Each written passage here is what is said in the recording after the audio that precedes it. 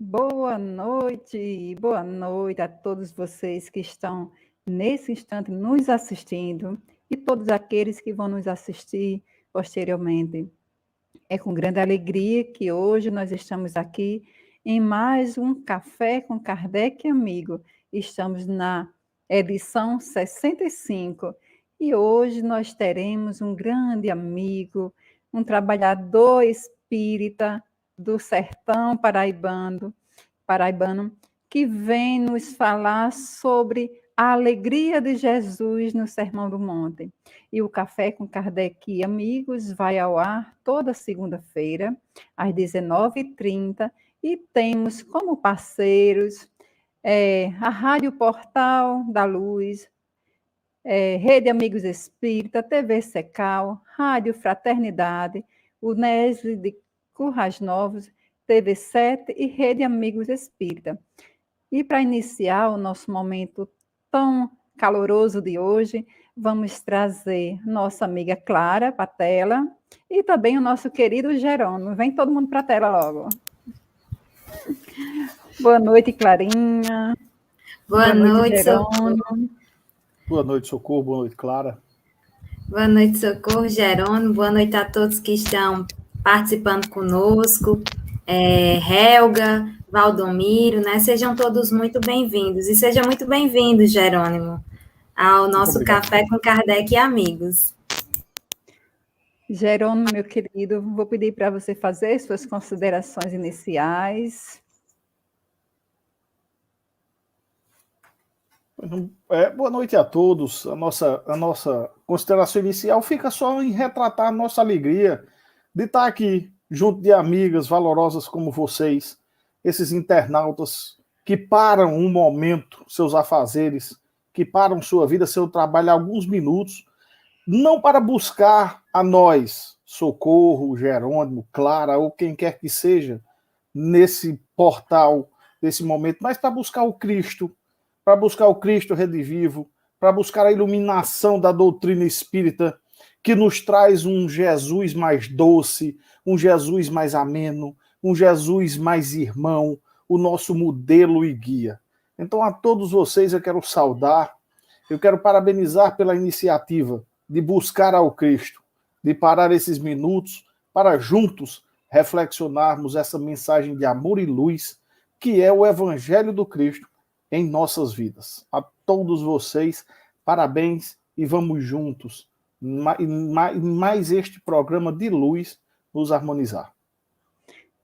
Boa noite também a Helga, a Valdomiro.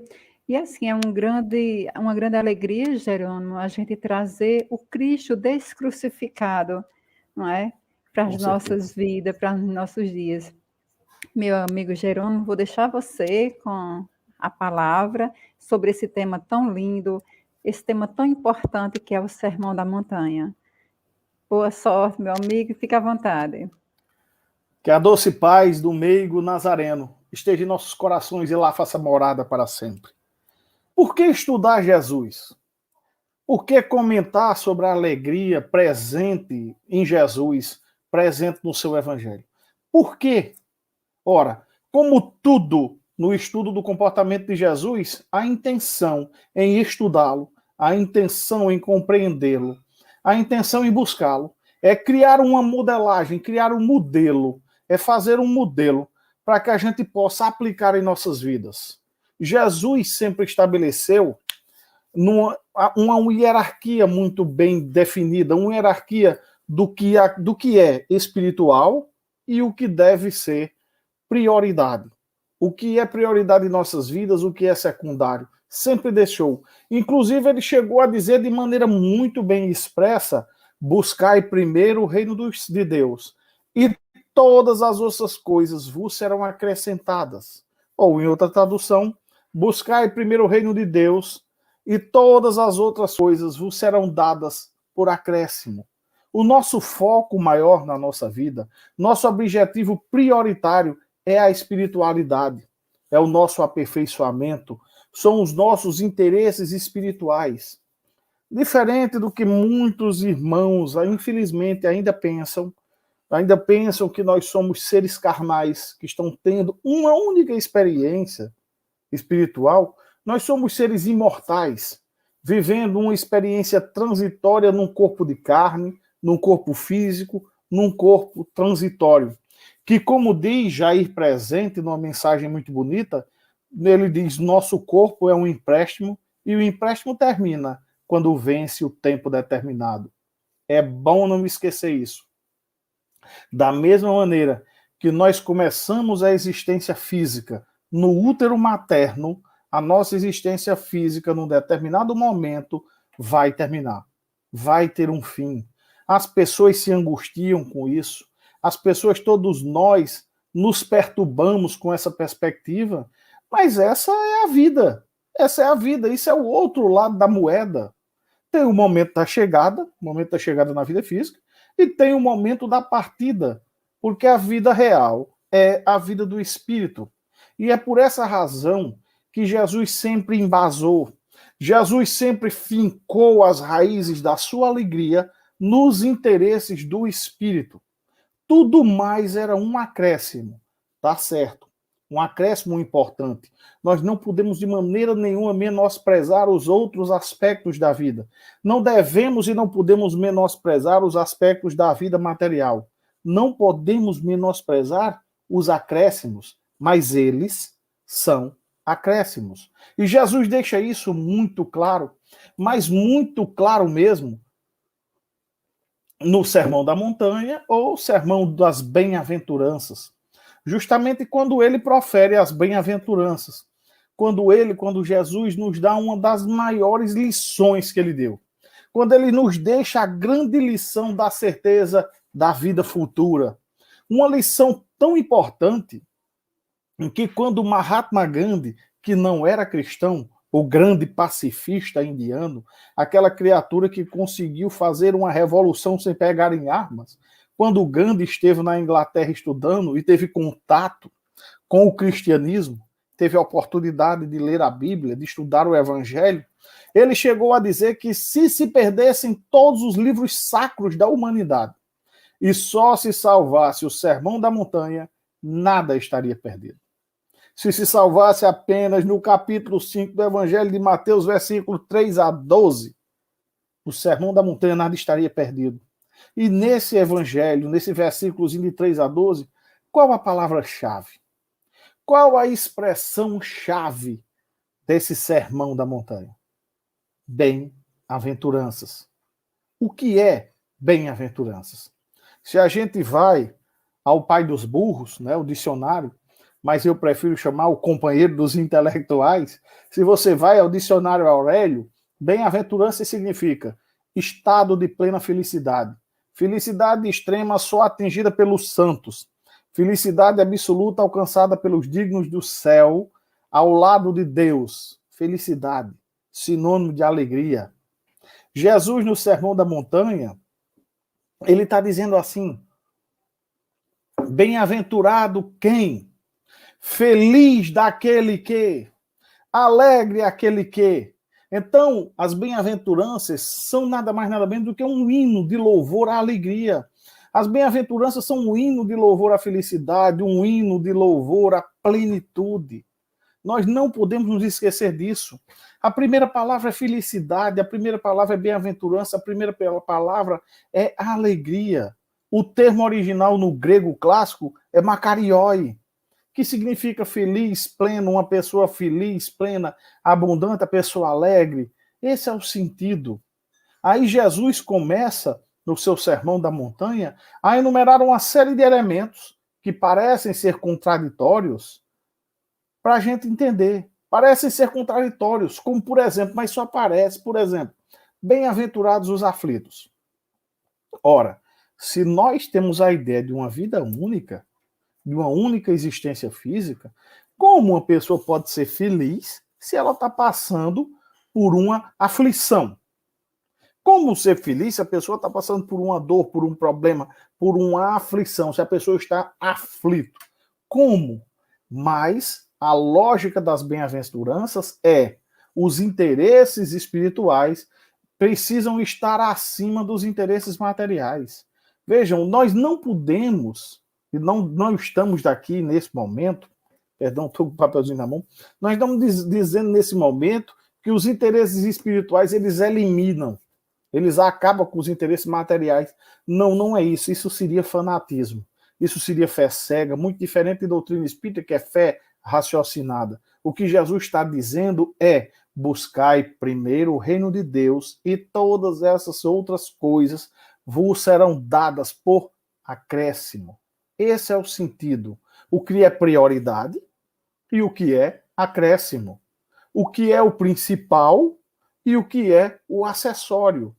O que é o principal, o que é secundário, o que é principal e o que vem complementar, o que vem ser dado posteriormente. Essa sim é a ideia.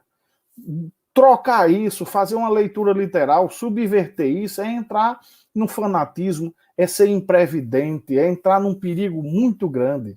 O imprevidente, o fanático, ele cuida demais apenas da parte espiritual e esquece do lado físico. Então ele chega a um ponto de não conseguir gerir sua vida material. E não é isso que nós estamos falando, sobre hipótese nenhuma. Mas nós devemos sempre pensar nessas raízes espirituais da alegria. Mas por que cultivar? Por que estudar? Por que entender a fundo a alegria? Essa alegria que Jesus nos propõe, essa alegria que Jesus mostra, essa alegria que Jesus cultivou durante toda a sua passagem conosco. Por que estudar essa alegria? Por que trazer para nós um entendimento profundo dessa alegria de Jesus? Porque durante toda a nossa encarnação, pessoas importantes para nós irão desencarnar. Ao longo de nossa encarnação, nós teremos doenças, nós teremos dores, nós teremos doenças gravíssimas que farão, muitas vezes, essas doenças gravíssimas vão fazer a nossa desencarnação. Ao longo da nossa experiência física, nós vamos viver expiações. Expiações como, por exemplo, a perda de um relacionamento. Pessoas que nos eram caras, que nós dedicamos a amor incondicional, vão nos deixar, vão nos trocar, não vão retribuir aquele amor nosso. Nós vamos perder uma condição financeira, nós vamos, inclusive, perder a saúde, nós vamos ter aborrecimentos profundos, desgostos profundos, desgostos inenarráveis. São expiações. Ao longo da nossa existência corporal, nós vamos enfrentar provas. A existência corporal, a existência física, não é uma viagem de férias. A gente não veio no mundo espiritual para aqui, para a Terra, para uma viagem de diversão, não. A gente não veio para cá para se divertir, não. Muito embora a diversão seja muito bom. Muito embora nós devamos, sim, nos divertir ao máximo. Nós devemos nos divertir, curtir nossa família, curtir nossos filhos, curtir nossas brincadeiras, sim, mas não se resume a isso. Ao longo da vida de qualquer pessoa, há altos e baixos, há desafios, há dores imensas, dores, inclusive, que são profundas, dores que vão deixar marcas a existência inteira. Aí você pergunta, então como manter-se alegre, como manter-se feliz em meio a uma tempestade? Como manter-se feliz, como manter-se alegre no momento que a gente está passando de tanta dor, tanta dificuldade de uma aprovação planetária coletiva? Então, esse é um aspecto importantíssimo para que a gente possa entender a alegria de Jesus. E é nesse entendimento da alegria de Jesus que vai responder essa indagação. Entendendo a alegria de Jesus, é que a gente vai conseguir treinar o nosso espírito para que a gente possa encarar a vida e encarar as dores da vida de frente. Porque a alegria não é dar gargalhada. A alegria não é dar gargalhada, a alegria não é pular, não é saltar, não é soltar confete, sempertina, soltar balão. Isso aí é festa. A alegria de Jesus tem raízes espirituais. E isso está bem escrito no Sermão do Monte, no Sermão da Montanha, na parte chamada de bem-aventuranças. Felizes os pobres em espírito, porque deles é o reino de Deus, ou o reino dos céus. A verdadeira alegria se enraiza na humildade. Felizes os aflitos, porque eles serão consolados. Estamos aqui para depurar nosso espírito. Então é natural que enfrentemos expiações, provas. É natural que nós estamos aqui para nos purificar. Nós vivemos num mundo no qual a maldade, o ódio, a irresponsabilidade, o desamor, a desonestidade estão imperando. No mundo onde ser bom parece ser besta. Onde ser uma pessoa boa, honrada, caridosa, parece ser uma pessoa menor, uma pessoa desinteligente. No mundo onde as pessoas estão aí contraindo débitos com a providência divina, contraindo débitos aos montes, sem pensar nisso, sem refletir nisso, apenas pensando no ganhar, apenas pensando no ser, no ter, no poder é o que importa. As pessoas não refletem que nós reencarnamos neste mundo, que nós voltamos ao cenário da Terra, que nós reencarnamos no palco da Terra para refazer, para reconstruir, para reconfigurar, para construir pontes de amor onde existiam abismos de ódio. Então, felizes daqueles que estão se purificando, felizes daqueles que estão se melhorando, felizes daqueles que estão refazendo, reconfigurando, felizes daqueles que estão corrigindo seus equívocos, felizes daqueles que estão saldando seus débitos, pagando, por assim dizer, usando esse termo, pagando seus débitos e não contraindo mais débitos. Felizes os mansos, porque eles herdarão a terra. Ora, as pessoas mansas, as pessoas pacíficas, as pessoas dóceis, que têm afabilidade, essas são as pessoas que irão herdar a terra. Mas não a terra como nós conhecemos agora. A terra, quando ela, lá aqui no futuro, quando ela for um mundo regenerado, quando ela for um mundo feliz, serão essas pessoas que irão reencarnar nesse mundo feliz. Serão essas pessoas que reencarnarão na Terra como um mundo feliz. Quem não for assim, quem assim não for, infelizmente, num futuro bem próximo, serão os exilados da Terra. Assim como foram exilados de Capela. Quem assim não for, quem não tiver essa mansidão, essa mansietude, serão convidados para reencarnar em mundos bem mais atrasados. E mesmo com todos os defeitos e as falhas, nesses mundos mais atrasados, eles irão auxiliar no desenvolvimento desses mundos, como há milênios atrás, os exilados de Capela auxiliaram no desenvolvimento do nosso aqui.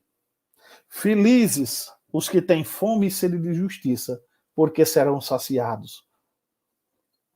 Ou seja, a pessoa que se preocupa com igualdade, com justiça, a pessoa que está preocupada com respeito ao outro, com respeito à dignidade do outro, à dignidade do seu irmão, à dignidade da pessoa, à dignidade do animalzinho criado por Deus, à dignidade das florestas, do planeta, que serão saciados. Felizes os misericordiosos, porque eles receberão misericórdia. Alguém errou? Quem não erra? Nós também erramos. Então, se nós também erramos, nós também cometemos esses equívocos, então sejamos misericordiosos também. Hajamos com misericórdia. Obedeçamos quando Jesus nos diz e nos ensina: amai ao próximo como a ti mesmo. Fazei aos outros o que gostaríamos que os outros fizessem por nós. Aqui se resume todos os livros de filosofia, de psicologia, todos esses livros de autoajuda podem ser resumidos nessa perfeição de ensinamento do Cristo, nessa perfeição de frase para o bom conviver da criatura humana. Fazei pelos outros o que gostaríamos que os outros fizessem por nós. Se assim agíssemos, a gente não precisava de código de leis, a gente não precisava de cadeia. Felizes os limpos de coração, porque eles verão a Deus. Este é um ponto vital da alegria de Jesus. A vitória dos bons, porque eles verão a Deus. Porque eles verão a Deus. Porque os bons, eles serão espíritos puros. Eles chegarão à angelitude. Porque, infelizmente, a alegria dos maus, das pessoas que têm o coração envenenado, é a dor do outro. Tem gente que sente prazer na desgraça do outro. A pessoa chega a sorrir com o sofrimento do outro. Chega a sentir prazer, a ficar feliz com o sofrimento do outro. Inclusive, infelizmente, tem pessoas que chegam a verbalizar: eu não vejo a hora de fulano cair. Tem gente que ainda bota Deus na conversa. Eu confio em Deus que eu vejo fulano cair. Eu vejo a queda dele. Eu não vejo a hora dela se dar mal. A pessoa fica torcendo, vibrando, sentindo prazer com a dor, com a desgraça alheia, com o sofrimento alheio. Essa não é a felicidade que Jesus aprova, essa não é a alegria de Jesus. Jesus não fica alegre com o erro, com a queda de ninguém, muito pelo contrário. Muito pelo contrário. Certa vez, Chico Xavier estava folheando um jornal, estava lendo um jornal, e ficou muito entristecido. Ele leu uma notícia de uma maldade que uma criatura cometeu contra outra, e foi uma barbaridade tão grande que ele ficou entristecido, sentiu no íntimo de sua alma uma tristeza, quando Emmanuel aparece-lhe ao lado, e lhe diz, naquele jeito firme de Emmanuel, aquele jeito firme, duro e justo de Emmanuel, ele diz: Chico, no mundo ainda há pessoas que vão dormir tristes e infelizes por não terem podido fazer todo o mal que gostariam de fazer naquele dia. Mas não perturbe o vosso coração. Não se perturbe, porque também há criaturas tentando incansáveis fazer um céu aqui na terra. Por isso que Jesus diz: feliz os puros de coração. A verdadeira alegria, a verdadeira felicidade vem de um coração puro, de um coração transparente, que deseja o bem do outro, que vibra pela felicidade do outro, que vibra, que fica contente com a felicidade de quem quer que seja, que coopera, principalmente coopera com a felicidade do outro, porque enxerga no outro ele mesmo. Felizes os pacificadores, porque eles serão chamados de filhos de Deus. Tem gente que adora jogar mais lenha na fogueira. Tem gente que adora apagar fogo com gasolina. Tem pessoa que ama conflito, que ama discussão, que ama um bate-boca, que fica feliz, que a gente vê que ela está alegre porque ela está sentindo prazer, porque está no meio de uma desarmonia. Há pessoas que mentem descaradamente para ver outras pessoas em conflito, para ver outras pessoas em discussão, para ver outras pessoas em desarmonia e contenda. Inclusive, como aqui esse canal é mundial, talvez outras pessoas em outras regiões nos vejam, nos assistam, aqui no sertão, certo? No nosso sertão, a gente chama essas pessoas de perigosas, viu? A gente diz assim: eita, fulano, cuidado no que você vai falar ali perto de fulano, que fulano é perigosa. Ixi, fale com cuidado que fulano é perigoso, aquilo é fuxiqueira. Então são essas pessoas. Então a alegria que Jesus nos exemplifica é a alegria dos pacificadores, porque o próprio Filho de Deus é aquele que leva a paz, que conduz a paz. Como diz aquela oração que se tornou música do pobrezinho de Assis: onde houver guerra, que eu leve a paz. Esse é o pacificador. Levar a paz para a região do conflito. Levar a paz para onde há desentendimento. Levar a paz para onde há ofensa. Levar a paz para onde as pessoas não estão se respeitando enquanto criatura humana. Em todas as contendas, em todas as discussões, em todas as brigas, em todos os desentendimentos, nós temos sempre que nos perguntar, sempre nos questionar a nós mesmos: você quer ter paz ou ter razão? Principalmente nos nossos relacionamentos. Quando nós estamos discutindo com nossa esposa, nós estamos discutindo com o nosso marido, com nossa namorada, com o nosso namorado. Quando nós estamos fazendo o nosso relacionamento dar certo, porque muita gente diz: vamos nos relacionar, vamos ver se dá certo. Onde o correto seria: vamos nos relacionar, mas vamos fazer dar certo. Então, para fazer dar certo, a gente tem que, no momento de desarmonia, no momento de discussão, no momento de uma pequena briga, de uma contenda, você, seja o homem ou a esposa, o marido, a esposa, seja quem for, você, no momento da contenda, você quer ter paz ou ter razão? Felizes sois vós quando fores perseguidos por causa da justiça. Que justiça? A justiça divina. Pregar a justiça divina, viver a justiça divina tem um preço nesse mundo. Ser uma pessoa boa tem um preço. Quantas vezes nós não ouvimos dizer: ah, a pessoa boa sempre sofre, a pessoa boa sempre é quem mais sofre. Sim, meu irmão. No mundo injusto, no mundo de provas e expiações, no mundo no qual vigora a violência, no mundo no qual vigora a mentira, no mundo onde o próprio Cristo disse que jaz no maligno, ser bom tem um preço. Qual o preço? Você, no mínimo, você é perseguido. No mínimo, o preço de ser bom é ser perseguido. E Jesus diz isso de forma bem explícita, ele não engana ninguém. Ele chega a dizer: eis que eu vos envio como ovelhas em meio a lobos.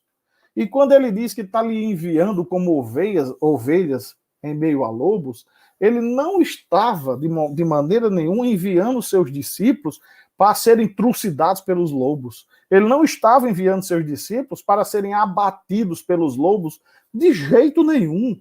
Ele os enviou como ovelhas para que a doçura da ovelha apazigue a ferocidade do lobo. Para que as ovelhas sirvam de exemplo de como não se deve agir como lobo. Não, como não se deve retribuir o mal com o mal, olho por olho, dente por dente. Para eles servirem de exemplo de como se deve retribuir o mal com o bem. Toda vez que você fizer algo bom, sempre você vai pagar o preço nesse nosso mundo, no mínimo o preço da crítica. Quantas pessoas boas não são criticadas a todo momento por suas ações? Tem pessoas que só sabem criticar, infelizmente. E elas nos criticam de uma maneira ofensiva, de uma maneira que dói. E o pior é que muitas vezes as pessoas mais próximas de nós, as pessoas mais caras para nós, para nosso coração, são as que mais nos criticam. Felizes sois vós quando vos injuriarem e perseguirem e mentindo, disserem todo mal contra vós por causa de mim. Jesus sabia muito bem que tê-lo como modelo e guia, sabia que o seguir não ia ser um mar de rosas. Quantas pessoas não repetem inúmeras vezes que Jesus é o modelo e guia? Quantas pessoas não repetem, não ficam repetindo Jesus é o modelo e guia, até que elas têm que pagar o preço. Seguir Jesus tem um preço. Adotar o comportamento de Jesus tem um preço. Agora, colocar Jesus no peito, estampado numa camiseta, bordado num boné, crucificado num crucifixo de ouro, pendurado ao pescoço, colocado num adesivo de um carro, isso é muito fácil. Isso é muito fácil, isso não é seguir Jesus, me perdoe, com todo respeito a quem assim faz. Mas isso nem de longe é seguir Jesus. Seguir Jesus é, no mínimo, buscar imitá-lo em todos os momentos.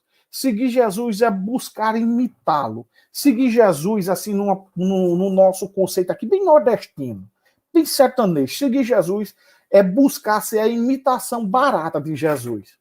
É buscar ser... Eu já ouvi falar da imitação do Paraguai. É buscar ser a imitação paraguaia de Jesus. Que você vai numa loja de grife e vê lá uma bolsa de uma grife aí, não sei se é americana ou francesa, qual é a mais cara. Uma bolsa dessas carona, que dá para comprar um carro. Você vê uma bolsa dessa, aí acha bonito, depois você chega aí em qualquer camelô desse, numa esquina, numa rua, tem lá uma imitação, veio do Paraguai, dessa bolsa. Aí você vê a imitação e lembra daquela bolsa carona, aí você diz, parece. Já pensou, se nós formos essa imitação paraguaia de Jesus, se a gente fizer, a pessoa se lembrando de Jesus, a gente fizer uma ação, tomar uma atitude, e as pessoas ao nosso redor olharem para a gente e pensarem, isso é uma atitude que o Cristo teria.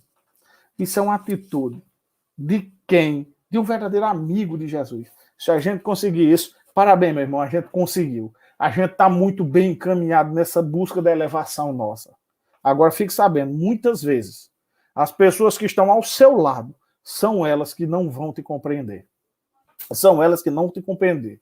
Muitas vezes as pessoas que estão ao teu lado, quando você buscar o Cristo como modelo e guia para você, quando você buscar imitá-lo em todos os momentos, são as pessoas que estão ao seu lado as primeiras a te abandonar, porque você vai estar seguindo o modelo e guia da humanidade. E a primeira acusação que vão fazer contra você é pia, só quer ser santo. Agora ele só quer ser santo. Mas aí fica a pergunta, a existência física é a principal? Não. Qual a existência principal? A existência principal é a verdadeira vida, é a vida espiritual. Quais os interesses verdadeiros, os interesses do espírito?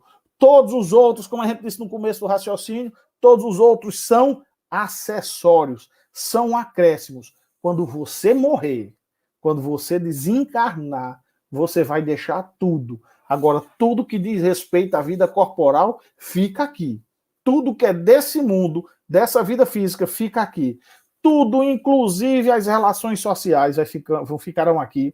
Inclusive seu casamento fica, seus filhos, sua casa, sua família fica, a parentela fica, tua posição social de doutor, de deputado, de barão, de baronesa, de imperador, fica, tudo fica. Você chega, você sozinho no mundo espiritual, você sozinho, com suas boas ações que te elevarão, que te iluminarão, ou com tuas más ações que vão lhe colocar no lodo da culpa. Jesus sabia tanto disso que disse que é melhor você ser perseguido, é melhor você ser caluniado, é melhor você espiar, é melhor você passar por provações nessa vida, para que isso consolide a verdadeira felicidade, para que essas coisas juntas irão consolidar a verdadeira felicidade, que é a felicidade do espírito. Quando a gente aprende isso, quando a gente entende verdadeiramente isso, a gente entende aquela lição fantástica que está no Evangelho segundo o Espiritismo, chamada O Homem no Mundo. O Homem no Mundo, que é aquela lição do Evangelho segundo o Espiritismo, que diz, que mostra que você pode, que você deve aproveitar a vida corporal, que você deve aproveitar as alegrias da sua mulher, da sua família, da sua casa, desfrutar dos seus bens, sua casa, seu carro, sua moto, seu sítio, sua fazenda, sua chácara, desfrutar da sua condição corporal, da sua saúde, desfrutar da sua inteligência, mas tudo com moderação, tudo com respeito, tudo com sabedoria, sabendo que tudo aquilo é provisório, que aquilo não é eterno, que aquilo tem um tempo e aquilo tem principalmente uma finalidade. Tem uma função nessa etapa da nossa jornada evolutiva, que tudo que diz respeito à nossa encarnação tem uma finalidade bem específica para essa atual degrau evolutivo, certo? Então, entender a alegria de Jesus é isso, é extremamente difícil, porque a alegria de Jesus não é uma coisa simplória, é uma coisa muitíssimo difícil, grandiosa. Então, com base nesses versículos do Evangelho, nós estamos agora, nesse momento, tentando navegar nesse mar que é a alegria de Jesus. Nós temos 4 evangelhos inteiros para tentar tirar nossas conclusões sobre esses ensinamentos grandiosos da alegria de Jesus. Aqui nós estamos fazendo um pequeno comentário só sobre a alegria que está lá no Sermão das Bem-aventuranças, sobre aquelas passagens onde inicia com a expressão bem-aventurados, com a expressão alegria, com a expressão felicidade. Porque a alegria de Jesus é uma virtude que ele exemplificou do seu primeiro dia até o seu último dia entre nós. Essa virtude que ele exemplificou até na cruz. Até no momento sublime da crucificação, ele exemplificou a alegria. Aí você diz, oxe, até na cruz? Sim, até na cruz. No auge da crucificação, no auge daquele momento, Jesus eleva o seu olhar para os céus e diz, Pai, está tudo consumado. Ou seja, ele diz, Pai, está tudo cumprido. Terminei, cumpri minha missão. Ele olha e diz, Pai, tudo está consumado, eu te entrego a minha alma. É ou não é um grito de alegria? É ou não é um momento de alegria? É ou não é o grito de felicidade, o grito de alegria da missão cumprida? É mais ou menos, guardadas as devidas proporções, é mais ou menos o grito de alegria do estudante que passou 3 anos no ensino médio, estudando de manhã, de tarde, de noite, deixando balada, deixando festa, perdendo final de semana para estudar para o Enem, e chega para o pai e diz, pai, passei. Estou classificado. É mais ou menos a alegria do estudante que passa 5, 6, 7 anos na universidade estudando, se aprimorando, que passa semestres fazendo o seu TCC e apresenta uma banca e chega com um canudo e diz, pai, está aqui, cumpri a missão, estou formado. É mais ou menos a alegria do concurseiro que passa 5, 6 anos estudando de manhã, de tarde e de noite, deixando final de semana, fazendo horário, fazendo inúmeros concursos e de repente finalmente é aprovado num e chega, pai, está aqui. Depois de todo o suor, de toda a lágrima, fui classificado nesse concurso. É a alegria do grito de Jesus por haver cumprido com perfeição e maestria a missão mais difícil desse mundo. Mas não é a felicidade da festa de aniversário. Percebeu? Não é a felicidade da festa, a felicidade do pulo, a felicidade da dança, a felicidade da gargalhada. É uma felicidade mais complexa, é uma felicidade mais profunda, é uma felicidade mais desafiadora. É a felicidade de quem entendeu que os valores do espírito são prioritários, deve estar acima de todos os outros valores. Que Jesus de Nazaré, que Maria Mãe Santíssima, nos auxilie a colocar essa felicidade dentro de nossos corações e que nós levemos essa felicidade para a nossa vida inteira. Que assim seja. Agora eu volto a palavra a nossas colegas, dirigentes da reunião da noite. Jerônimo, enquanto você falava, eu ficava imaginando Jesus olhando para aquela multidão, vendo a perfeição, a imperfeição de todos que estavam ali e levando o direcionamento através dessas bem-aventuranças, porque nós sabemos que a maior parte das aflições é devido às nossas próprias imperfeições. E Jesus olhar com aquele olhar amoroso e dizer, filho, bem-aventurado, né, sois tu, quando fores manso e pacífico, bem-aventurado, e dá o direcionamento para que a gente encontre essa plenitude, para que a gente encontre essa felicidade. E também me lembrou muito também a alegria do pessoal, dos apóstolos, lá no livro A Ver Cristo, a alegria que eles iam para a crucificação por amor ao Cristo. Isso é fantástico. Algum comentário, Clarinha? Quando ele estava falando, inclusive, de que Jesus foi alegre até no momento da crucificação, aí me lembrou que, inclusive, durante o Calvário de Jesus na cruz, a gente consegue ver nitidamente as bem-aventuranças. Por quê? Porque ele passou por momentos de aflição, mas ele se manteve manso, ele se manteve pacífico, ele se manteve humilde porque se igualou a todos nós ali na cruz, se igualou inclusive a bandidos que foram crucificados ao lado dele, e principalmente ele se manteve firme e sedento pela sede de justiça de Deus, do cumprimento de suas leis, né? Então, o próprio Calvário na cruz do Cristo nos mostra a aplicação dessas bem-aventuranças, né? E antes da gente dar prosseguimento, Socorro, ao próximo bloco de perguntas e respostas, viu, Jerônimo? A gente vai trazer o nosso momento de arte espírita, né? Hoje nós vamos trazer 2 vídeos de um artista aqui do Rio Grande do Norte, a nossa querida Camila Sá. Então, vamos ao nosso momento de arte espírita.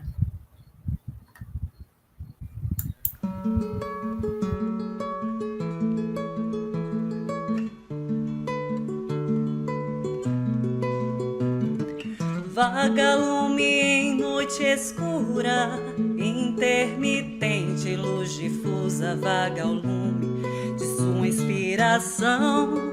Voa, verte ao céu, ilumine, fere a sombra que se espalha nos corações e desfaz o véu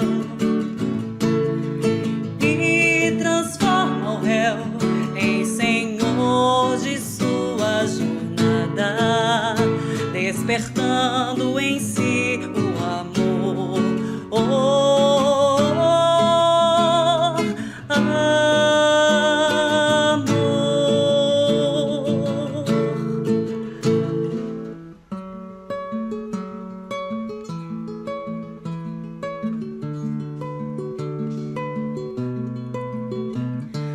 vela que vela as brumas do ser, aquarela de luz sobre a cera, que sustenta a chama que queima, que vive, que teima em vencer as barreiras dos corações e desfaz o véu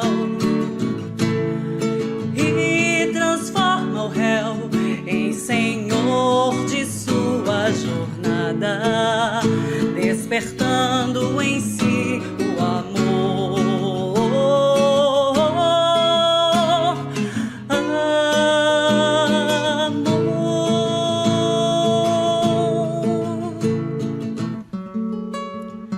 Assim também a lâmpada, em sua elétrica dança de focos infinitesimais, trabalha, nunca se cansa, os clarões da esperança, as verdades universais.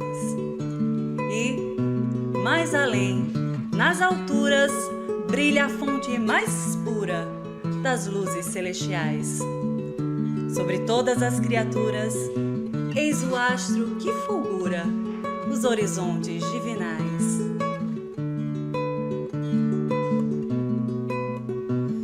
Sol, celeiro de vida, fecunda a terra e nunca erra, age sempre, sem distinção, sem distinção, a tudo irradia essa energia cristalina que aquece os corações e desfaz o véu e transforma o réu em senhor de sua jornada, despertando em si o amor.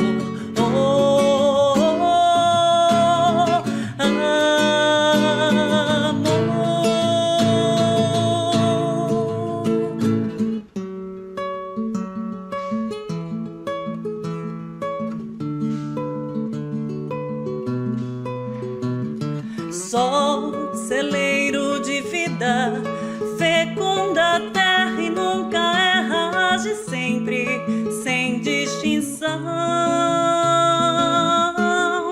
sem distinção, a tudo irradia essa energia cristalina que aquece os corações e desfaz o véu e transforma o réu em senhor de sua jornada, despertando em si o amor.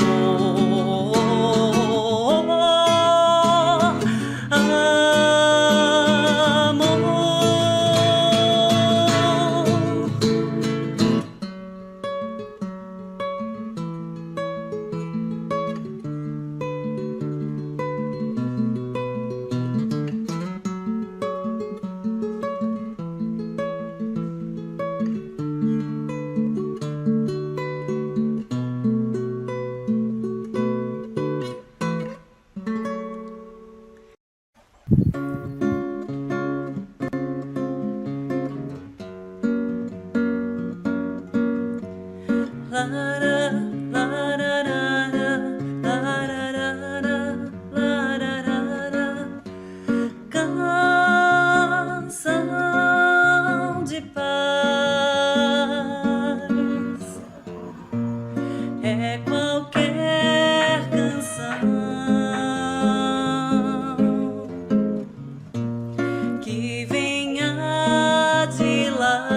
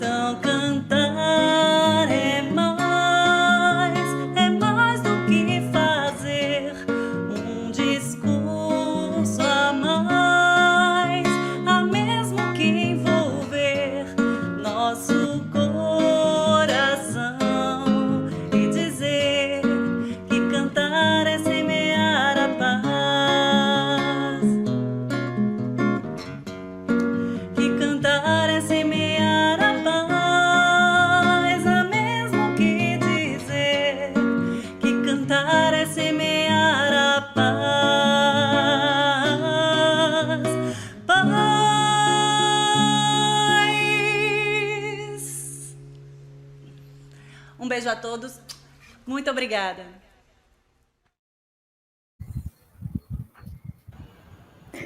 Isso é que eu chamo de uma bem-aventurança. Chega, eu me engasguei.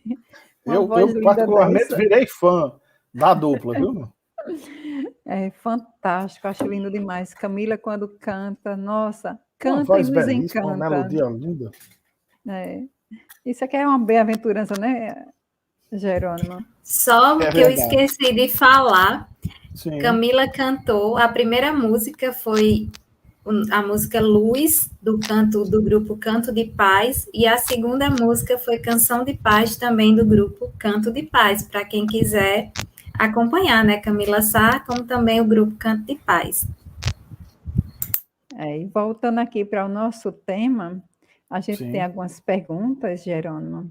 O pessoal do chat ainda não colocaram nenhuma pergunta, mas vocês podem colocar, minha gente. Vamos entrevistar o nosso querido Jerônimo agora. Jerônimo, Sim. as bem-aventuranças do Evangelho de Mateus, né? Ela foi escrita lá nas comunidades judaicas cristãs. Como explicar e vivenciar as bem-aventuranças para as comunidades atuais, as comunidades de hoje? Minha irmã, a primeira... Está ouvindo? Sem o microfone tá. A mensagem do Cristo, ela foi escrita para milênios. Ela foi escrita naquela época com aquele povo atrasado, um povo ainda pescador, um povo ainda devotado ao trabalho manual, aquele trabalho com as ovelhas de pastoreio, e ele usou todos aqueles exemplos para dar um ensinamento que vai ficar para os milênios. Uma das grandes novidades, inclusive, foi perguntado ao Chico uma grande novidade quando ele chegou em Uberaba, nos seus primeiros anos. Um cidadão respeitado na sociedade perguntou: Chico, me diga uma novidade. Eu já ouvi tanta palestra sua, tanta palestra desses outros, eu queria uma novidade. Ele disse: a grande novidade é o Evangelho. É essa grande novidade, esses textos, esse ensinamento que vai ficar por milênios, que não envelhece. Então, como viver essas bem-aventuranças hoje, no mundo de hoje? A primeira coisa que a gente tem que ter em mente é que todas essas bem-aventuranças, essas promessas do Cristo, essa espera dessa recompensa das bem-aventuranças, não pode ser nessa encarnação. Não vai ser nessa encarnação, não vai ser nesse momento que os aflitos serão consolados, que quem tem fome e sede de justiça será saciado. São promessas para uma próxima existência, ou para próximas existências. Essa o texto que nos dá a grande certeza da vida futura. Como viver isso? Aí você diz, mas a doutrina espírita não é o consolador prometido? Onde está o consolo aí em saber que a gente só vai receber isso numa vida futura? Quando a gente volta para o passado. Quando a gente para, já que a gente falou em humanidade, minha irmã, a gente pensa, vamos voltar para trás. Se a gente pensa no que foi as Santas Cruzadas, em toda aquela destruição das Santas Cruzadas, que se matou mais gente do que nas guerras, se a gente para ver todas aquelas barbaridades que a Inquisição cometeu, dizendo que era a mando de Jesus, todas aquelas barbaridades, sob a ordem de Jesus, segundo eles. Quando a gente para estudar as grandes guerras, a Primeira Guerra Mundial, a Segunda Guerra Mundial, essa tão disseminada que foi há tão pouco tempo, a gente para imaginar que éramos nós que estávamos lá. Não eram seres que desencarnaram, pessoas que morreram distantes de nós. Éramos nós que estávamos lá.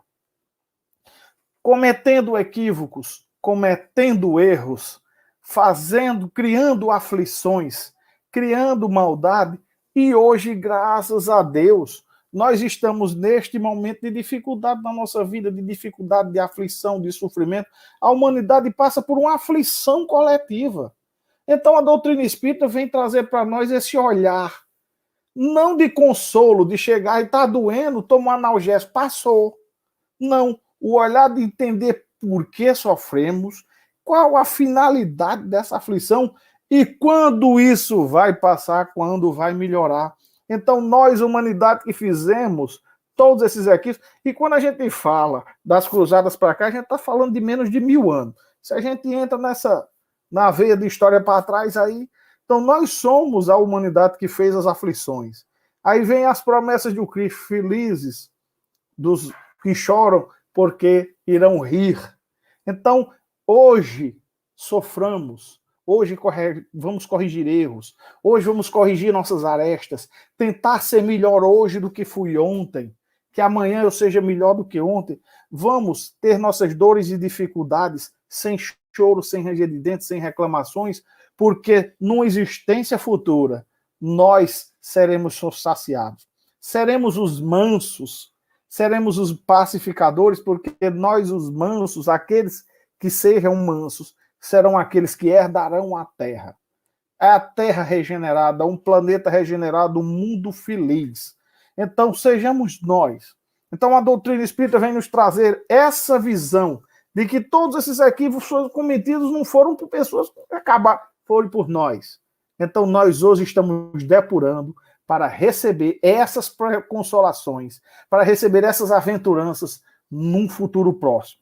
E feliz de nós, feliz daquele que está conseguindo depurar.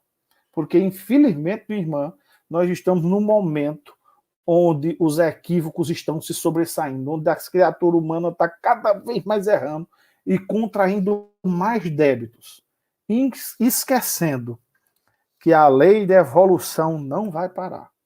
O planeta vai evoluir. Se essas criaturinhas não quiserem evoluir juntas, elas têm esse direito, esse livre-arbítrio, mas serão conduzidas a outros locais. Serão os exilados da Terra, como foram os exilados de Capela. Então, essa é a nossa certeza. Então, é vivenciando assim, aceitando o sofrimento, não de uma maneira triste, calada, que o Cristo mostrou isso.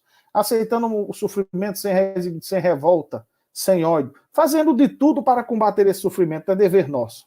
Mas aceitando, buscando não errar mais, buscando nos melhorar, fazendo o que está lá escrito no Evangelho segundo o Espiritismo.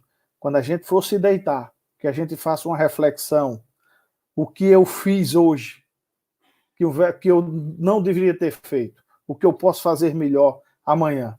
Ou então que a gente possa trazer assim, para o bom português nosso, que todas as noites a gente possa, ao deitar, reflexionar o que eu fiz hoje, que um verdadeiro amigo de Jesus faria, para que amanhã eu possa fazer. Tá certo, minha irmã? Inclusive, essa pergunta sua dá uma palestra para outra, nada, que é um tema enorme que dá para a gente navegar bem nele. É verdade. É isso mesmo, irmão. Clarinha tem uma pergunta aí. E nessa perspectiva, né, da pergunta de socorro, e até dentro do que você já falou na noite de hoje, o nosso querido amigo Alisson, aqui do canal Seridó Espírita, que hoje está acompanhando a gente pelos comentários, ele nos traz essa pergunta: como podemos imitar a alegria de Jesus em nossas vidas? É possível colocarmos isto em prática? Eita, boa pergunta, Alisson. Pergunta inteligente. Então, vamos lá. É uma construção, meu irmão. Como toda construção, o maior prédio do mundo, que está lá em Dubai, ele foi construído botando um primeiro tijolo, dando uma primeira enxadada no chão para fazer um alicerce. Então, é uma construção. O primeiro passo é o entendimento. O que é a alegria de Jesus? O que é uma gargalhada? O que é a alegria de Jesus? O que ele nos propõe? O que ele está trazendo para nós? Segundo passo foi estar lá no templo de Delfos. Homem, conhece-te a ti mesmo. É nos conhecendo. Primeiro, para que a gente entenda a alegria do Cristo, a gente tem que nos conhecer também. Como eu sou, como eu estou reagindo, como eu estou encarando essas dificuldades que a vida nos põe. Porque hoje, encarar essas dificuldades, a gente pode imaginar. Inclusive, um colega me perguntou há pouco tempo, Geraldo, me diga uma coisa, esse mundo não tem mais jeito, né? Esse mundo está sem jeito, esse mundo não tem mais saída. Eu disse, meu irmão, você lembra do Cristo, quando ele disse que ia separar o joio do trigo? Chegou a hora, meu irmão. Chegou a hora dessa separação. de separar esse joio desse trigo. Agora, para que o fazendeiro, observando esse exemplo de Jesus, observando essa comparação do Cristo, essa metáfora, para que o fazendeiro vá lá com sua enxada e separe o joio do trigo, ele tem que deixar o joio crescer. Quando o joio chegar na maior altitude, na maior altura, quando o mato estiver lá em cima, ele vem com a sua enxada e ceifa. Então, infelizmente, nós estamos vivendo nesse momento de joio. Do joio está crescendo, a dificuldade está crescendo. Então, o que é que a gente pode fazer? Nos manter como trigo. Buscar essas boas ações, essas boas atitudes. Buscar ser bom. Fazer o bem. Sem olhar a quem, sem esperar retribuição. Pouco a pouco, bem devagarzinho, no nosso dia a dia. Tentando ser uma pessoa melhor, querendo ser uma pessoa melhor. Sem fanatismo. Sem achar que você vai ler o Evangelho hoje, amanhã você vira São Francisco de Assis. Está muito longe da gente. Sem fanatismo, buscando ser o melhor que a gente pode a cada dia.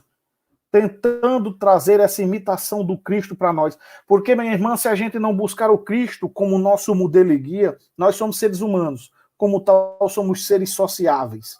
Nós agimos em sociedade e a sociedade tem uma tendência de imitação. Então, se o Cristo não for o modelo que nós vamos seguir, quem vai ser? Com todo respeito, os MCs, os funkeiros, esse pessoal aí da música que infelizmente está aí, degradando a sociedade com algumas músicas que fazem apologia à sexualidade desregrada, ao alcoolismo, aos vícios, às drogas, ao desrespeito ao feminismo. Então, colocando o Cristo como nosso modelo e guia, tentando imitá-lo em todas as ações. E, principalmente, colocando na nossa cabeça essa perguntinha. Essa perguntinha é fantástica. O que eu fiz hoje? Que um verdadeiro amigo de Jesus faria ou não faria. E ainda pegando o gancho nessa questão da alegria de Jesus através do Sermão do Monte, eu vou trazer outra pergunta para você, Jerônimo. No Sermão do Monte, Jesus nos fala de alegria através das bem-aventuranças, que você já deixou bem claro durante toda a sua fala. Em que difere a alegria que nos foi revelada por Jesus das alegrias do mundo? Justamente. Quando a gente pensa em alegria do mundo, se a gente for pesquisar, o que seria a alegria do mundo? Contentamento. A alegria do mundo é imediatismo. Imediatismo. É ter as nossas sensações afloradas e ser regozijadas. É o imediatismo, é gozar do que a gente pode, é viver os gozos da vida, é viver as relações sexuais, é viver as relações amorosas, é tudo que a gente faz de imediatismo, que traz aquela satisfação imediatista, é ter essa visão de uma única existência, a visão que o mundo traz do que é sucesso, do que seria sucesso. Dinheiro, fama, poder, glória. Isso é a alegria do mundo. Aí o mestre vem e nos mostra, sem ter passagem no Evangelho que vai dizer, o Cristo deu uma grande gargalhada, o Cristo saiu pulando, o Cristo saiu regozijado. Não. Através de momentos sérios, ele mostra a alegria de quem entendeu que primeiro vem as coisas do Espírito, o resto é acessório. E como é acessório, pode ou não ter valor para a gente. Essa é a alegria do Cristo, a alegria daquele que entendeu que nós estamos passando uma experiência, dentre muitas que nós já passamos, que o Cristo nos dá, graças a Deus nos dá o esquecimento do passado, para que nós possamos continuar nas nossas relações amorosas. Então essa é a alegria do Cristo, a alegria de quem compreendeu que nós somos espíritos vivendo experiências carnais, que o principal é a alegria do espírito, é a alegria daquele que quando desencarnar, que acordar do lado espiritual sozinho, sem títulos, sem as pompas do mundo, sem as máscaras do mundo, quando todas as máscaras do mundo cair, é a alegria daquele que vai poder ser iluminado por suas atitudes, ou infelizmente, a tristeza daquele que vai cair no lodo, no engodo, dos equívocos, dos erros e de uma consciência pesada, minha irmã. Muito bem, Jerônimo. Você está me ouvindo? Estou bem alto e claro, minha irmã. É porque deu uma zoadinha aqui. Eu tenho uma pergunta aqui que dá outro seminário, tá bom?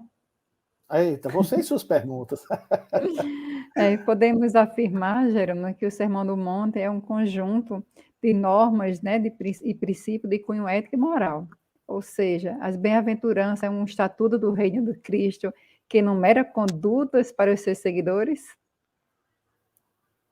Que enumera condutas, o Cristo enumerou condutas do começo ao fim. O Cristo tem condutas do seu menor, da sua menor infância até o seu final. Ele enumera o Sermão da Montanha, ele é perfeito, porque cada passagem do Sermão da Montanha não dá um seminário, não, dá um MIEP, dá um ERESP, dá uma semana, uma rodada de conversa, é uma mudança de vida, cada pequena frase daquele, cada pequeno ensinamento daquele se torna para nós uma conduta de vida, uma conduta de existência, transcende, eu digo, minha irmã, que transcende ética e moral, porque o conceito de ética e o conceito de moral, infelizmente, ainda são conceitos muito pequenos para serem comparados à grandiosidade do Cristo. Um conceito bem simplório de que é moral. Moral é um conjunto de regras e atitudes utilizadas por determinado povo em determinada época. O que é ética? É um conjunto de regras e atitudes do povo em geral em todas as épocas. Então, no mundo, num país onde existe, por exemplo, na Índia, que existe aquelas castas, é moral uma pessoa de uma casta maior chegar e dar um murro no rosto de uma pessoa de uma casta inferior e ficar por isso mesmo. Aquilo é um conjunto de regras daquela época. Agora, é contra a ética, porque a ética é um conjunto de normas para toda uma sociedade em todas as épocas. É moral uma moça vestir uma roupa micro, apenas uns fiapozinhos, sair rebolando no carnaval no Brasil. É moral. É um conjunto de regras utilizado pelo Brasil nessa época. Se ela usar esses mesmos fiapinhos e rebolar da mesma maneira, aí nos países árabes, por exemplo, ela pode ser presa, morta, destruída, apedrejada mesmo na rua, porque a moral daquele povo diz que isso é errado. Mas a ética é um conjunto de normas para todo mundo em toda a época. Mas só que a moral do Cristo transcende isso. É um conjunto de normas, é um conjunto de determinações do ser humano para a eternidade, para os milênios, para todas as sociedades, para todas aquelas criaturas que conhecem o Cristo e que não conhecem o Cristo. Não se tem como você determinar, como você discutir esse conjunto de ética, esse conjunto de moral do Cristo, porque em momento nenhum não vai existir argumento nenhum que tenha como você dizer que amar ao próximo não é importante, que perdoar não é divino. Então é nesse ponto que essa moral, esse conjunto de ética do Cristo transcende esses conceitos que a gente ainda usa, que a nossa vã filosofia ainda tem. E Jesus deixou tanto um legado tão bonito e nós ainda hoje sofremos pelos nossos equívocos, né, Jerônimo? Porque a gente tem o Sermão do Monte como um mandamento. Se a gente seguir, a gente com certeza chega à angelitude mais rápida. Mas nós somos teimosos, né? Costumamos estar sempre como Haroldo. O Cristo é difícil também. Mesmo que seja o genérico, como você falou, a gente incorporar o Cristo genérico do Paraguai é muito difícil por conta da nossa inferioridade. Mas um dia nós conseguiremos, né? Conseguiremos alcançar essa angelitude. E depende muito do nosso esforço, da gente querer essa transformação, da gente buscar essa transformação. Porque a causa das nossas aflições, de nossos sofrimentos, são as nossas escolhas de vida. Nesta vida e em vida passada.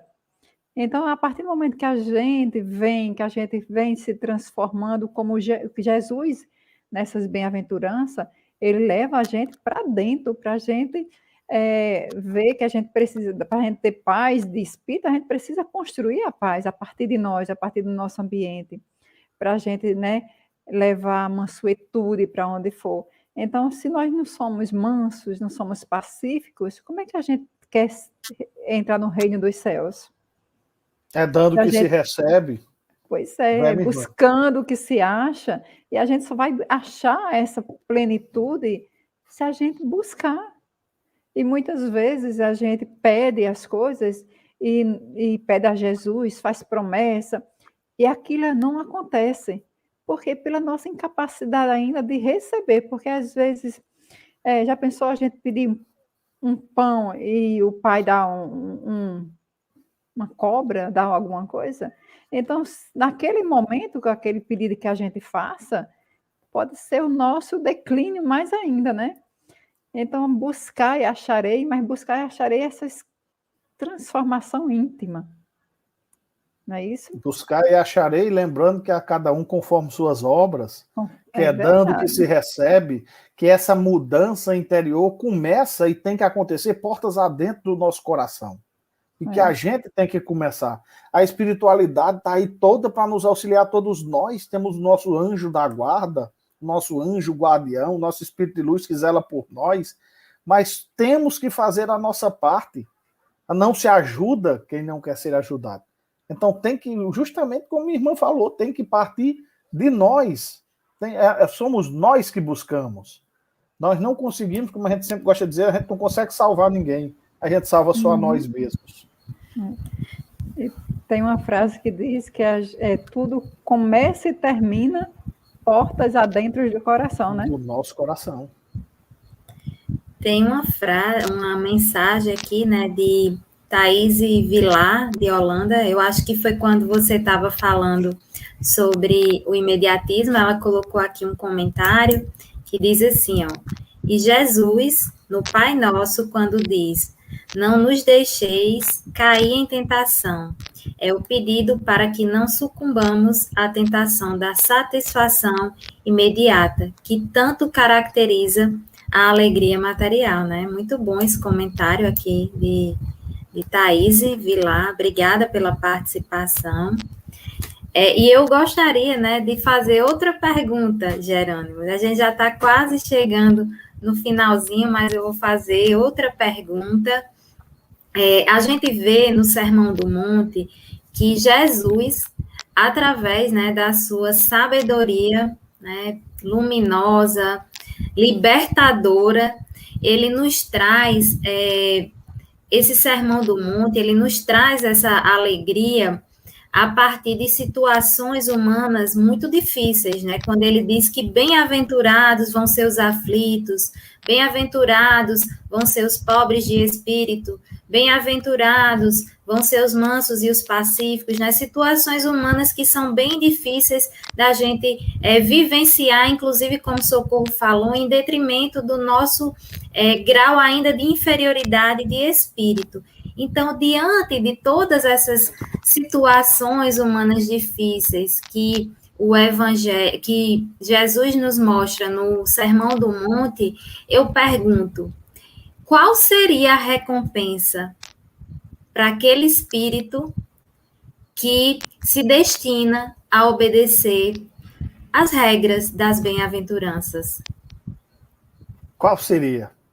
Qual seria a recompensa daquela criatura, bem formulada, minha irmã, a recompensa daquela criatura que se destina a seguir essas recompensas, a receber essas recompensas? Ele mesmo nos diz, quando ele chega aqui na frente, deixa eu achar se eu pego aqui, só um minuto.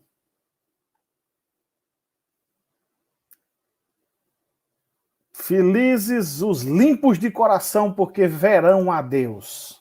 Essa é a recompensa. Você já imaginou felicidade melhor do que ver a Deus?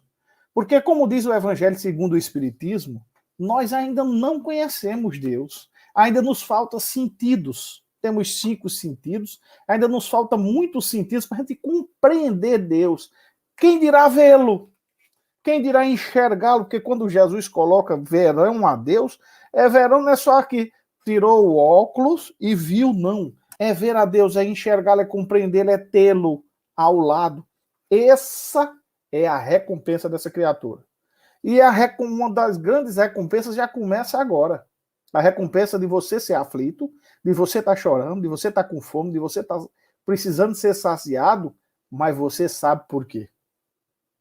Toda essa dor, essa aflição, como disse nossa irmã Socorro, foi provocada por nós mesmos. Nós estamos apenas burilando a nossa pedra bruta interior, lapidando a nossa pedra bruta interior, tornando a nós mesmos melhores, porque se nós assim fizermos, nos tornarmos melhores, nós veremos a Deus.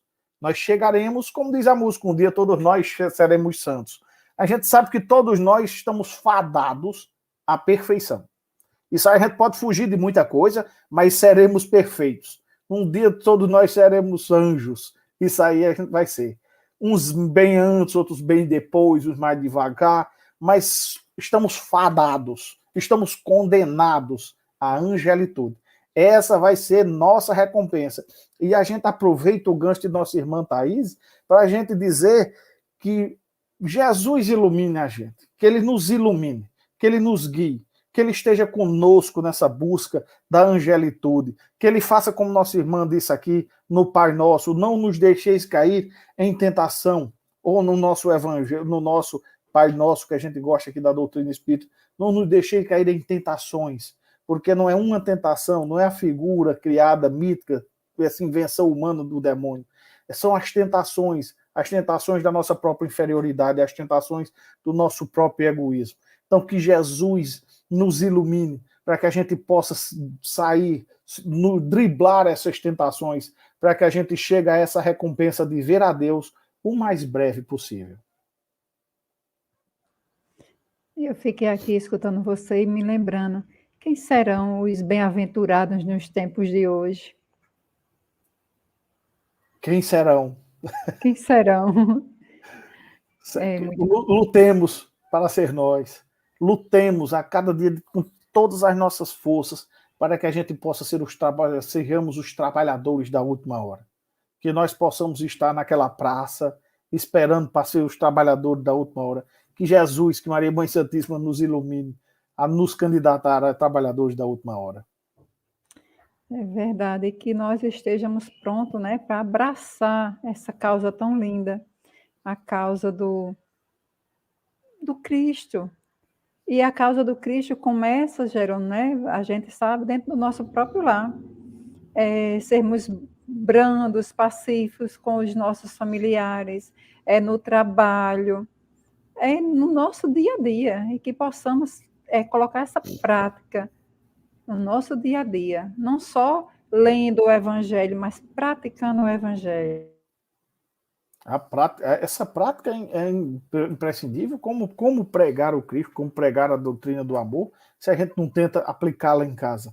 Inclusive, uma das grandes palestrantes da União Espírita de Brasília, Maíse Braga, ela contou uma história muito interessante, que ela disse que certa vez foi a palestra de um palestrante muito bom, de determinada reunião, e estava sentada a mulher, os filhos dele, a sogra, todo mundo na primeira fila. E ela achou aquilo muito bonito. Ela disse, esse rapaz trouxe a família todinha. Aí chegando perto, disse, que bom, vocês vieram contemplar a palestra do pai de vocês, né? Aí a mulher foi e disse, não, a gente veio assistir ele aqui, que é tão bonito ele aqui falando. É outra pessoa, muito diferente do que estava lá em casa. Então a gente tem que, pelo menos, buscar essa retidão de conduta, buscar aplicar dentro de casa o que a gente prega, porque amar o próximo começa no próximo, literalmente, aquele que está mais perto da gente. A mulher, os filhos. Se você não ama a sua esposa que está com você, seu marido que está com você todo dia, seus filhinhos que precisam de você como orientação, como guia, como pai, como exemplo, como é que você ama o colega de trabalho que está ali doido para lhe dar uma rasteira? Como é que você ama o vizinho que faz zoada quando você quer dormir? Certo? Como é que você ama o rapaz que vem com o carro lhe dar uma fechada e ainda sai dizendo nome feio com você? Porque isso é uma das coisas mais difíceis do Cristo. Ele diz, amar os inimigos. Conviver com os inimigos é difícil, imagina amar. Mas que a gente começa o trabalho de buscar amar os inimigos, amando aqueles que nos amam, que estão mais perto de nós, a esposa, o marido e os filhos. É verdade, Jerônimo. Tiago Batista, que bom, meu amigo, que você está se sentindo muito bem. Que Jesus abençoe você cada vez mais. Jerônimo, nós estamos chegando já no finalzinho. Sim. Eu só tenho a agradecer a você por ter aceito o nosso convite.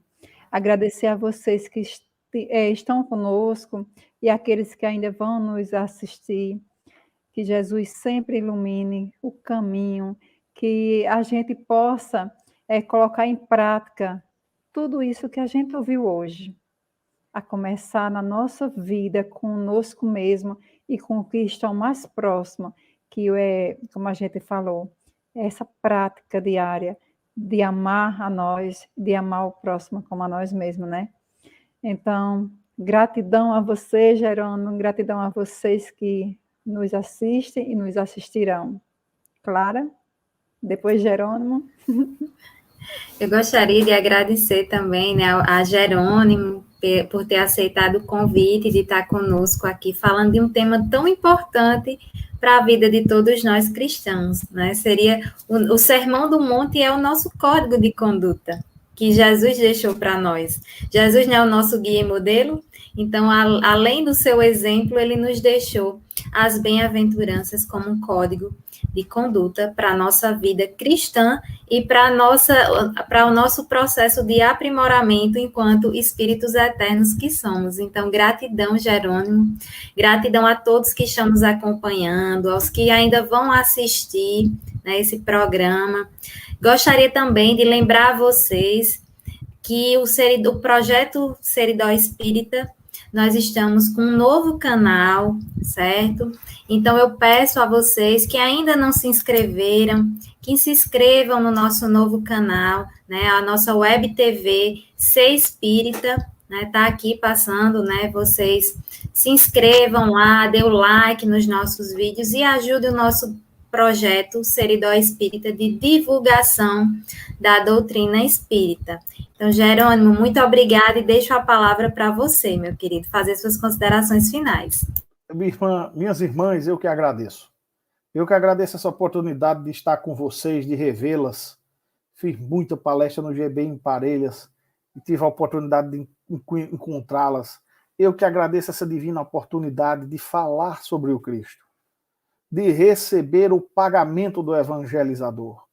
Porque o pagamento do evangelizador, o pagamento da criatura que evangeliza, o pagamento da criatura que fala no Cristo, o pagamento daquela criatura que vai falar sobre o evangelho é a oportunidade de falar no evangelho. É a oportunidade de dizer, de reproduzir a grandiosidade trazida por Jesus. Esse é o grande pagamento. É poder falar. Muitas vezes eu me perguntava, será que eu estou à altura de falar sobre o Cristo? E ouvindo uma palestra de Divaldo Franco aqui na minha casa, um palestrante de Minas Gerais perguntou a ele, Divaldo, eu tenho tantos erros, tantos equívocos, que me encabulo de fazer uma palestra sobre o Cristo. E Divaldo disse, meu irmão, como é que você limpa uma mangueira quando ela está suja? Ele disse, você coloca na torneira e abre água. A primeira água vai passando suja, depois mais limpa, até limpar toda a mangueira. Aí Divaldo disse, continue falando sobre o Cristo. Essa passagem do Cristo sobre a mangueira que é você, um dia vai lhe purificar. Então, eu que agradeço essa divina oportunidade de estar aqui, passando essa mensagem de luz por dentro de todas as minhas falhas.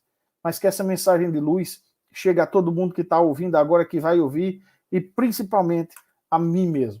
Que Jesus ilumine a todos nós e faça morada em nossos corações hoje, amanhã e sempre. Graças a Deus.